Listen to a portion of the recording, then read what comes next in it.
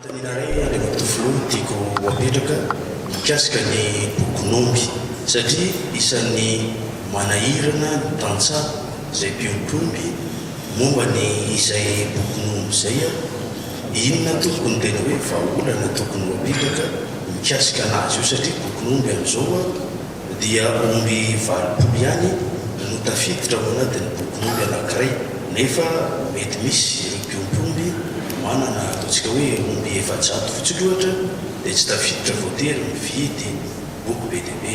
Inona tokony vahaolana tokony apetraka fa tena manahirana ireo mpiompiomby misaotra tokoa. Tamin'ny volana desambra teo dia nisy ny fiompiana tamin'ny le 10 izay raha tadidiko tsara le 10 na 11 décembre dia nisy ny fitoanando natao tamin'ireo mpikatrika ny fiompiana manerana ny Madagasikara.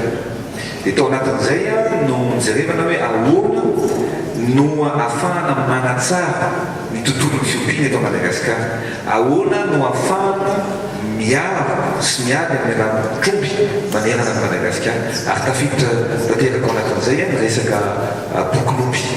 Efa misy résolution miboaka tao ary amin'ny volana mai ho avy zao dia isy ny fitoanando manaraka indray zany entina hanatsarana ny tontolon'ny fiompiana eto amintsika.